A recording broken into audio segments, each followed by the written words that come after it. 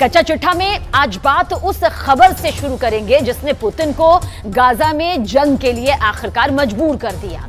अगर अगले 24 घंटे में इजरायली सेना ने गाजा पट्टी पर भीषण हमला किया तो फिर रूस बहुत बड़ी जंग शुरू कर सकता है, इसमें कोई शक नहीं। पश्चिम एशिया की मीडिया के मुताबिक व्लादिमीर पुतिन ने नेतन्याहू को दो टूक कह दिया कि अब रूस गाजा और सीरिया पर और हमले किसी भी कीमत पर बर्दाश्त नहीं करेगा।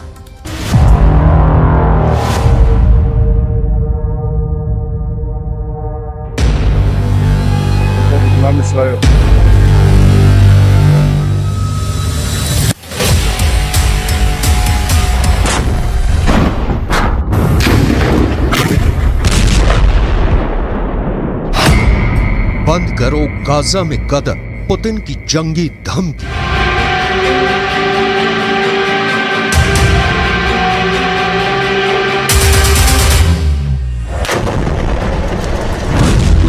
गाजा युद्ध में लगभग 15,000 मौतें होने के बाद इजराइल के प्रधानमंत्री नेतन्याहू भयानक खून खराबा करने पर उतारू हैं।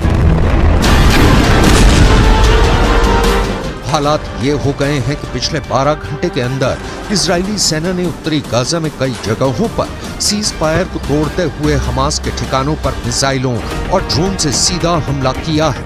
लेकिन इस बीच एक खबर रूस से निकल कर आई है जिसने पूरी दुनिया को सन्न करके रख दिया है। 71 साल के रूसी राष्ट्रपति व्लादिमीर पुतिन ने साफ चेतावनी दी है कि अगर गाजा में खूनी गदर नहीं रुका तो फिर गाजा से लेकर सीरिया तक इजरायली सेना पर भयंकर हमले शुरू हो जाएंगे। नेतन्याहू को चेतावनी देते हुए पुतिन ने जो कहा है उसने अमेरिका समेत तमाम पश्चिमी देशों को गहरे संकट में डाल दिया है। जरा देखिए पुतिन ने ऐसा क्या कह दिया है कि अब गाजा युद्ध इजरायली सेना के लिए गले की हड्डी बनता जा रहा है। गाजा से सीरिया तक रूस का बदला शुरू। रूसी राष्ट्रपति व्लादिमीर पुतिन ने प्रधानमंत्री बेन्यामिन नेतन्याहू को सीधी चेतावनी देते हुए कहा है कि अगर गाजा युद्ध नहीं रोका तो फिर सीरिया भी इजराइल पर सीधे और बड़े हमले शुरू कर देगा। पुतिन ने हमास और इजराइल के बीच संघर्ष विराम पर बोलते हुए साफ कहा है कि इजराइल जिस तरह से सीज फायर की आड़ में गाजा से लेकर सीरिया तक हमले कर रहा है उसकी वजह से अब फिलिस्तीन इजरायली संघर्ष तीव्र वृद्धि की ओर बढ़ चुका है। पुतिन ने अपनी चेतावनी में यह खुलासा नहीं किया है कि क्या रूस की सेना सीधे तौर पर इजराइल के खिलाफ जंग में उतरेगी या फिर रूस ईरान और लेबनान के जरिए इजराइल पर बड़ा हमला करवाएगा। खबर यह भी है कि सीरिया में मौजूद रूसी सैन्य अड्डों पर इजराइल के खिलाफ युद्ध की तैयारी पूरी कर ली गई है। हम आपको बता दें कि पुतिन ने इजराइल से साफ कह दिया है कि अब गाजा में मासूम फिलिस्तीनियों की मौत का तमाशा रूस नहीं देखेगा। दावा किया जा रहा है कि मॉस्को ने ईरान, सीरिया और लेबनान को बड़ी जंग के लिए तैयार रहने को कह दिया है। Кровавый переворот на Украине в 2014 году, за которым последовала война киевского режима против своего народа на Донбассе, это не потрясает? А истребление гражданского населения в Палестине, в секторе Газа сегодня, не потрясает?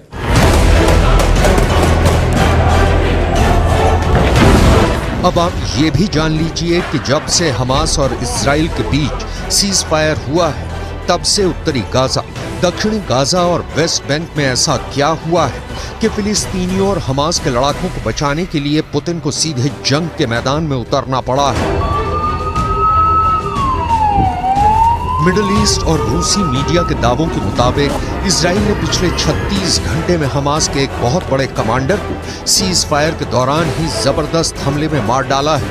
अब सवाल उठता है कि जब सीज फायर है तो फिर इजराइल डंके की चोट पर हमास के टॉप कमांडर या कहें लीडरशिप से जुड़े नेताओं को क्यों मार रहा है। डिफेंस एक्सपर्ट्स के मुताबिक इजरायली सेना की खुफिया एजेंसी मोसाद और शिन बेत के पास हमास के सभी टॉप कमांडर्स की पूरी लिस्ट है जो हमास के हमलों को कंट्रोल करते हैं। यही वजह है कि जैसे ही सीज फायर हुआ, हमास के टॉप कमांडर आगे के हमलों को लेकर मूवमेंट करने लगे, जिसकी भनक मोसाद और शिन बेत को लग गई।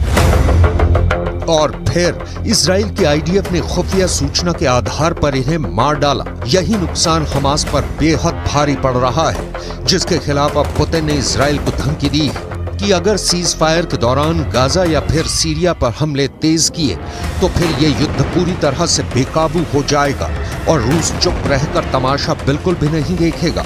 अब आप ये भी जान लीजिए कि सीज फायर के दौरान हमास का कौन सा बड़ा टॉप कमांडर मारा गया है।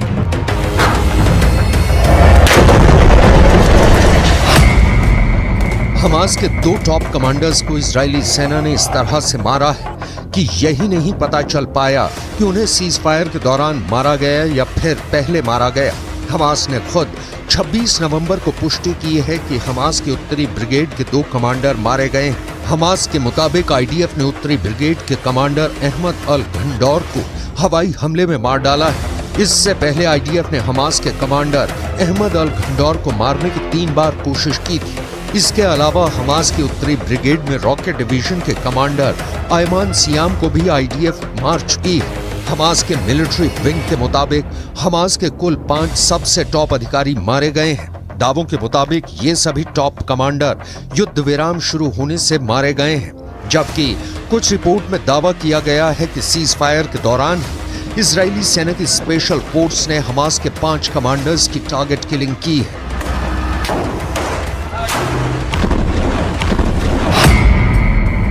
सीज फायर तोड़ा तो तोड़ देंगे इजराइल। हमास के 70 से ज्यादा कमांडर्स मारे जा चुके हैं, जिनमें से 15 बेहद माहिर और दिग्गज कमांडर्स थे। लेकिन जिस तरह से सीज फायर की आड़ में इजरायली सेना ने गाजा में गदर मचाया है, उसे लेकर पुतिन बेहद एक्टिव है। ईरान के राष्ट्रपति रईसी से पुतिन की नजदीकियों ने इजराइल के खिलाफ नई मुसीबत खड़ी कर दी है, तो वहीं सीरिया के प्रमुख असद से पुतिन की पुरानी और गहरी दोस्ती ने इजराइल को गाजा से लेकर सीरिया तक मुसीबत में डाल दिया है। सीरियाई राज्य समाचार एजेंसी के दावों के मुताबिक पिछले 18 घंटे में दक्षिण पश्चिम सीरिया में इजरायली हवाई हमलों में सीरिया के सैन्य ठिकानों को भारी नुकसान हुआ है। दावों के मुताबिक सीरिया में हुई इजरायली हमले में उसके 8 सैनिक मारे गए हैं, जबकि 7 घायल हुए हैं। सीरिया में इजराइल का हवाई हमला सीरिया के दक्षिण पश्चिमी शहर दारा के पास सैन्य ठिकानों पर हुआ है, जिसे लेकर पुतिन बुरी तरह से बौखला गए हैं। इसलिए उन्होंने इजराइल को सीधी धमकी दी है कि अगर गाजा और सीरिया में इजरायली हमले इसी तरह से दोबारा हुए तो जंग बहुत भयानक हो जाएगी। אני מבקר פה עכשיו ביחידה של אמ"ן, היא עושה עבודת קודש, חושפת הרבה מאוד, ומה שאנחנו רואים זה דבר מדהים. אנחנו רואים בעצם שהתושבים, האזרחים בעזה למעלה, מגנים על כל הטרוריסטים למטה. הם בנו עיר תת-קרקעית להגן על עצמם, והם מקריבים את האזרחים למעלה. זה בדיוק הפוך מצבא הגנה לישראל. צבא הגנה לישראל זה חיילים שמגנים על אזרחים, פה זה אזרחים שמגנים על... इधर हमास के द्वारा बंधकों की रिहाई के दौरान एक बड़ी हैरान करने वाली खबर सामने आ रही है। रूस को अपना सबसे वफादार दोस्त मानने वाले हमास ने रूसी बंधकों को लेकर ऐसा ऐलान कर दिया है जिसने पुतिन के कद को दुनिया भर में काफी ऊंचा कर दिया है। हमास के वरिष्ठ अधिकारी ने दावे के साथ ऐलान किया है कि हम रूस और राष्ट्रपति पुतिन का बहुत सम्मान करते हैं, इसलिए गाजा में बंधक रूसी नागरिकों को हमास बिना शर्त रिहा करने जा रहा है। हमास के टॉप लीडर ने पुतिन को सम्मान देते हुए बयान दिया है कि रूसी बंधकों को रिहा करके हमास पुतिन को सच्चे दोस्त होने का सम्मान दे रहा है।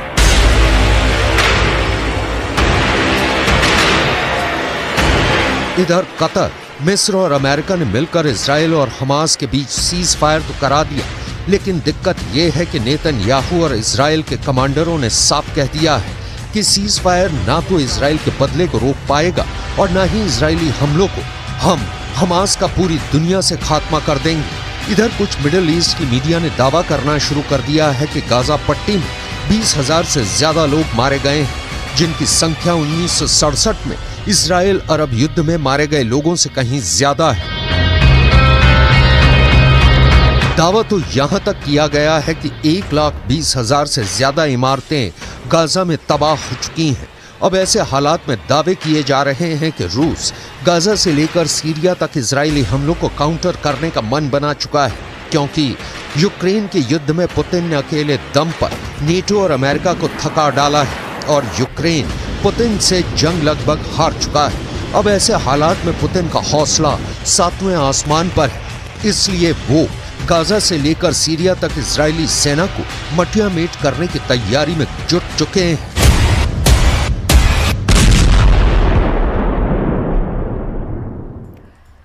गाजा की आग अमेरिका तक पहुंच गई है और अब अमेरिका में 40 करोड़ बंदूक बड़ा खतरा बन गई। अमेरिका में करीब करीब हर नागरिक के पास बंदूक है। अमेरिका में अब गाजा को लेकर ऐसी बातें फैलाई जा रही है जिससे जो बाइडेन को यह लगने लगा है कि कहीं हमास का अगला हमला अमेरिका में ना बन जाए।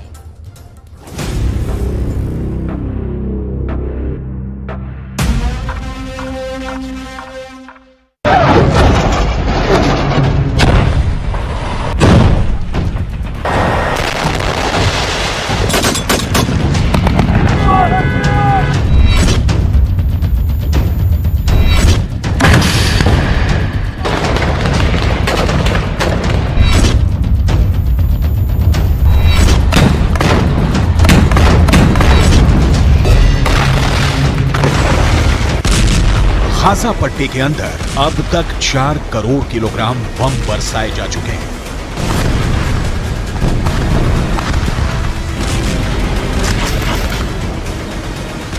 पूरा गाजा पट्टी जलकर राख हो चुका है, लेकिन इस आग ने अमेरिका के सामाजिक ताने बाने को भी जलाकर राख कर दिया है।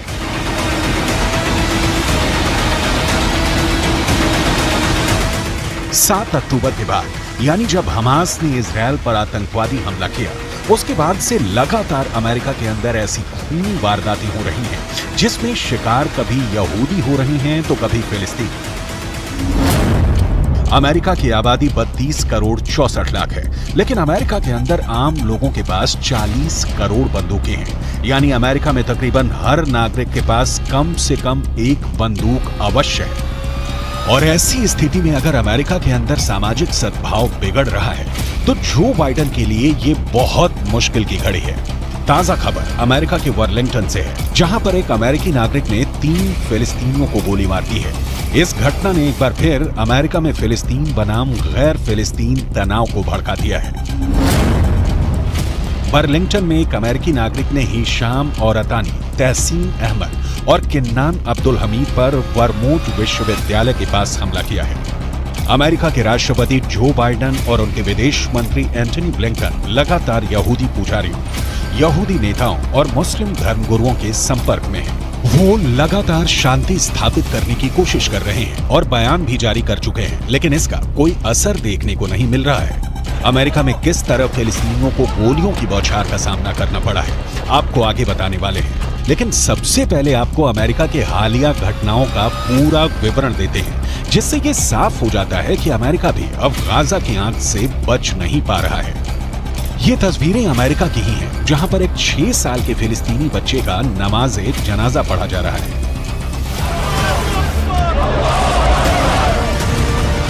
ये 6 साल का बच्चा एक अमेरिका के नागरिक के यहाँ किराए पर अपनी मां के साथ रह रहा था, लेकिन इस बच्चे को 71 साल के एक बुजुर्ग ने चाकू से 26 वार करके मार डाला। इस बच्चे के परिवारजनों ने रोते हुए अमेरिका की सरकार से प्रार्थना की है कि जो युद्ध गाजा के अंदर चल रहा है उसको अमेरिका में शिफ्ट ना किया जाए।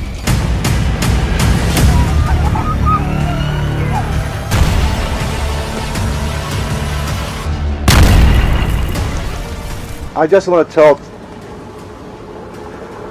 the whole world that we live in a country called the USA. We're not in war. And we're not bringing war here too. What happened that day for a gentleman, that he loved that kid to start with. He used to bring him toys.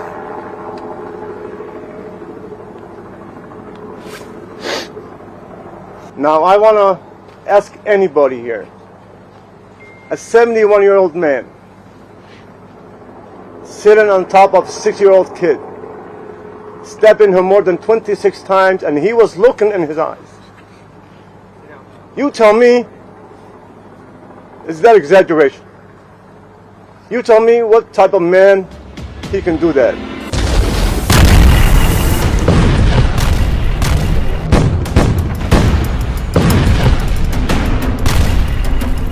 इस तरह के वाद विवाद का बहुत बुरा असर इस वक्त अमेरिका के ऊपर पड़ रहा है। अमेरिका में लगातार सांप्रदायिक हिंसा के मामले बढ़ रहे हैं, खासकर यहूदियों और मुसलमानों के बीच टकराव बढ़ रहा है। अमेरिका के डेट्रॉयट में सिनेगॉग चलाने वाली एक यहूदी महिला नेता की चाकू मारकर बेरहमी से हत्या की गई। इतना ही नहीं, अमेरिका के न्यूयॉर्क से भी विचलित करने वाली तस्वीरें आई हैं। यहाँ एक विश्वविद्यालय की लाइब्रेरी के अंदर यहूदी बच्चे छुपे हुए थे और बाहर फिलिस्तीन के समर्थक नारेबाजी कर रहे थे।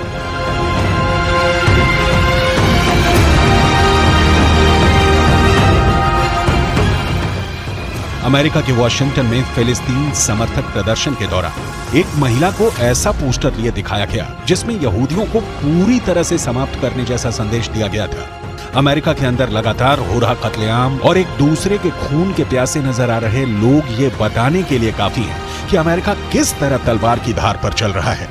बर्लिंगटन का केस अपने आप में बहुत चौंकाने वाला है। जिस वक्त इन तीनों फिलिस्तीनियों को गोली मारी गई, ये तीनों अरबी बोल रहे थे और इनमें से 2 ने फिलिस्तीनी काफिया पहना हुआ था। फिलिस्तीनी काफिया एक ऐसा कपड़ा होता है जो गले पर पहना जाता है और इसमें चिक होते हैं। फिलिस्तीन का आंदोलन करने वाले बड़े नेता यासिर अराफात अक्सर फिलिस्तीनी काफिया पहनते थे और ये फिलिस्तीनी काफिया एक तरह से यासिर अराफात की पहचान बन गया था।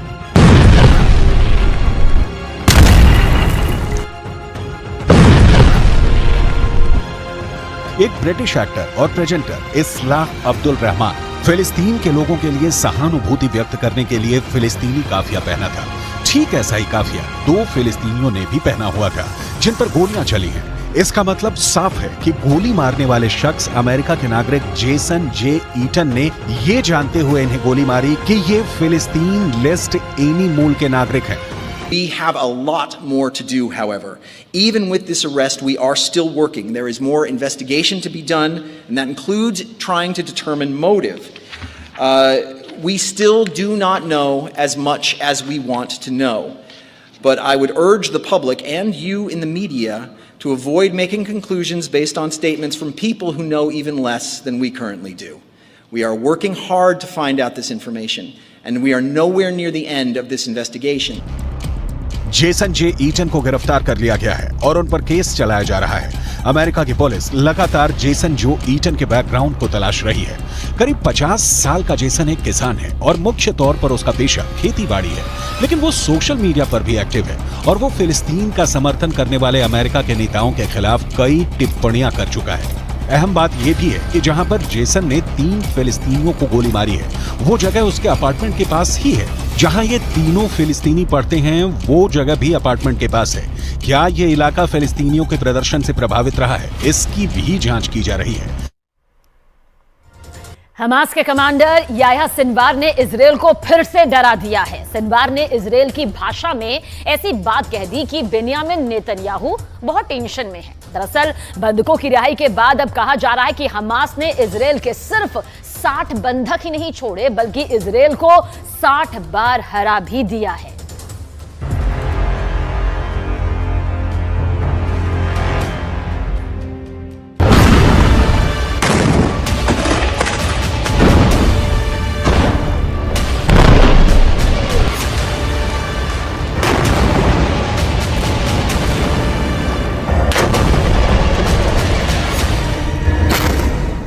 सीज फायर टूट गया जब युद्ध विराम बढ़ाने पर हमास और इजरायल राजी हुए तो गाजा में तैनात इजरायली सेना के टैंक और तोपों ने बमबारी कर दी। शेख रदवान इलाके में धमाके हुए और दहशत फैल गई कि युद्ध फिर शुरू हो चुका है।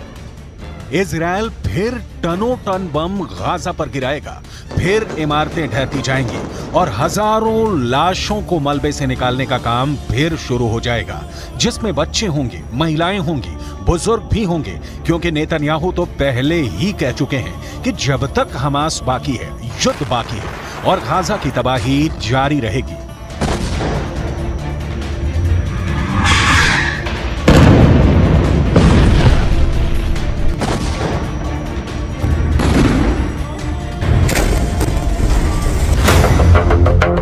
यानी सीज फायर की उम्र ज्यादा नहीं है और अब शेख रदवान में हुए हमलों ने बता दिया कि सीज फायर टूट गया है। युद्ध फिर शुरू होगा और हमास इस बार बिल्कुल नहीं बचेगा।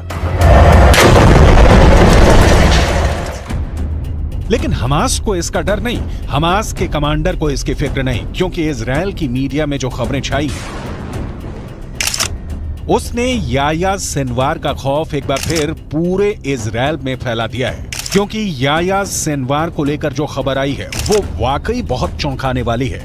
ये खबर सुरंग से आई है जहां हमास पूरी तरह एक्टिव है। ये खबर हमास के बंधकों ने बताई है, वो बंधक जिनको हमास ने रिहा किया है। और ये खबर नेतन्याहू के लिए बहुत बड़ा सिरदर्द बन चुकी है। हमास के कब्जे से रिहा हुए एक बंधक ने बताया कि जब गाजा में वो एक सुरंग में कैद करके रखे गए थे, तब एक दिन अचानक सुरंग का दरवाजा खुला और उनके सामने एक व्यक्ति था जो याया सिनवार बताया जा रहा है। वो व्यक्ति इजराइल में बोली जाने वाली हिब्रू भाषा में बात करने लगा और उसने कहा कि तुम सब यहाँ हमास के कब्जे में महफूज हो, तुम लोगों को डरने की कोई जरूरत नहीं, तुम्हें कोई नुकसान नहीं होने दिया जाएगा। उसकी हिब्रू भाषा बोलने का लहजा बिल्कुल एक इजरायली व्यक्ति की तरह था। शुरू में उन्हें लगा कि इजराइल का कोई शख्स उनसे बात कर रहा है, लेकिन फिर एहसास हुआ कि यह हमास का कमांडर याया सिनवार ही है। המכונה הצה"לית עובדת במלוא העוצמה. יחיא סינואר מתחבא בבונקר שלו ונותן למפקדי השדה שלו, הטרוריסטים, למות בשטח. אצלנו המפקדים הולכים בראש הכוח, מובילים קדימה, מביאים להישגים ומנהיגים את הכוחות. याया सिनवार अब इजराइल के सिर पर चढ़ गया है। इसमें कोई शक नहीं कि गाजा की गलियों में जो युद्ध अब तक हुआ है उस पर याया सिनवार की छाप पड़ी हुई है। हमास का एक एक हमला याया सिनवार की सरपरस्ती में हो रहा है। ये बात इजराइल की फौज बहुत अच्छी तरह जानती है। नेतन्याहू ने गाजा पहुंचकर पहले ही बता दिया है कि चाहे सीज फायर रहेगा या फिर नहीं, इसका हमास को खत्म करने के उनके एजेंडे पर कोई फर्क नहीं पड़ेगा। वो पहले ही बता चुके हैं कि इजराइल पर हमला करने वालों को वो चुन चुन कर मारेंगे, हमास को जड़ से खत्म कर देंगे। צהריים הלוחמים הגיבורים שלנו. אנחנו עושים כל מאמץ להחזיר את חטופינו ובסופו של דבר נחזיר את כולם. יש לנו 3 יעדים במלחמה הזאת. לחסל את החמאס, להחזיר את כל חטופינו ולהבטיח שעזה לא תחזור להיות איום למדינת ישראל. ואני פה להגיד לחברים כאן, ללוחמים כאן, שאומרים לי את אותם הדברים, ואני חוזר ואומר את זה לכם אזרחי ישראל. אנחנו ממשיכים עד הסוף, עד הניצחון. שום דבר לא יעצור אותנו.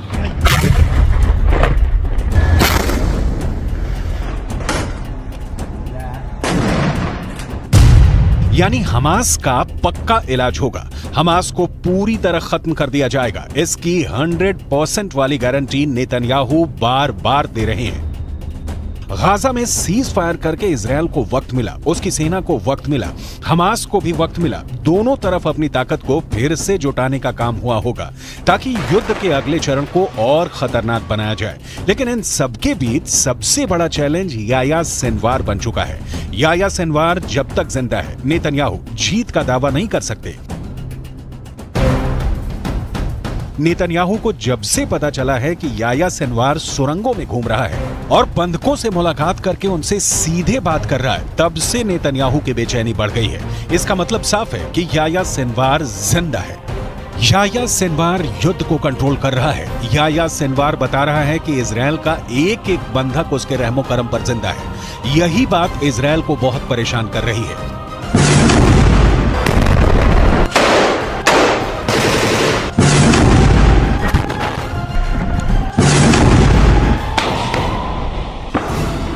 याह्या सिनवार के ऑर्डर पर हमास कुछ भी कर गुजरने को तैयार है। सिनवार की बहुत ही खास स्ट्रेटजी है जिसके आगे अभी तक इजरायल नाकाम ही साबित हुआ है। 7 अक्टूबर को हुए हमले के बाद हमास के खिलाफ जंग में इजरायल के 2 मकसद थे। पहला, हमास के पास से करीब 250 बंधकों को आजाद कराना, जिसके लिए इजरायल को सीज फायर करना पड़ा, यानी उसका युद्ध और बमबारी काम नहीं आया, वो फेल हो गया। दूसरा मकसद, इजरायल हमास को जड़ से खत्म करना चाहता है, लेकिन अभी तक इसमें भी इजरायल फेल ही साबित हुआ है।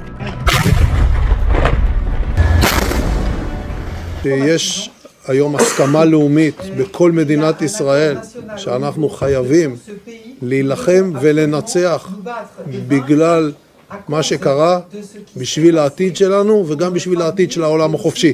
חמאס ואייסיס זה אותו דבר, ויחיא סנואר זה אוסמה בן לאדן החדש. इसमें कोई शक नहीं कि याह्या सिनवार ही 7 अक्टूबर को हुए हमास के हमले का मास्टरमाइंड है। उसी ने साजिश रची, उसी ने टारगेट चुना और अब वही गाजा से सब कुछ कंट्रोल कर रहा है। गाजा की गलियों में जो युद्ध हुआ है या हो रहा है, उसने इजरायल को भी बड़े झटके दिए हैं, लेकिन नेतन्याहू अपने फैसले पर कायम है। ישבתי עם סגן הרמטכ"ל, עם המפקדים, ועל הקיר היה כתוב עם ישראל חי. אז עם ישראל חי, ועם ישראל גם מנצח. בזכותכם, בזכותכם. תודה לכם. बंधकों को छुड़ाने वाले सीज फायर के बाद वो हमास पर 10 गुना तेज हमला करेगा। फिर हमास के पास न बचने का रास्ता होगा न भागने का। गाजा की गलियों में युद्ध के दौरान हमास ने भी बड़े बड़े दावे किए हैं। हमास का दावा है कि उसने इजरायल के 180 टैंक और बख्तरबंद गाड़ियों को हमले में फोड़ दिया है। गाजा से लगातार ऐसी तस्वीरें आई हैं जिसमें इजरायली टैंक पर घात लगाकर हमले किए गए। इजरायल ने खुद माना है कि अब तक ग्राउंड ऑपरेशन में उसके 70 से ज्यादा सैनिक मारे जा चुके हैं, 250 से ज्यादा सैनिक जख्मी हुए हैं। लिहाजा हमास के खिलाफ जो ताकत इजरायल को माना जाता है, उसके मुताबिक नतीजे तो इजरायल को भी नहीं मिले हैं। हालांकि नेतन्याहू के सामने अपनी छवि को बनाए रखना बड़ा चैलेंज बन चुका है और गाजा पहुंचकर उनकी पहली कोशिश इसी तरफ नजर आती है। सीज फायर हमेशा के लिए नहीं हुआ है और आगे की लड़ाई जैसी भी होगी, उसे लेकर इजरायल के ऊपर बंधकों वाला प्रेशर पहले के मुकाबले काफी कम होगा, क्योंकि बहुत से बंधक, खासकर बच्चों और महिलाओं को हमास आजाद कर चुका है। इसलिए इजरायल का पूरा फोकस अब हमास को खत्म करने पर है।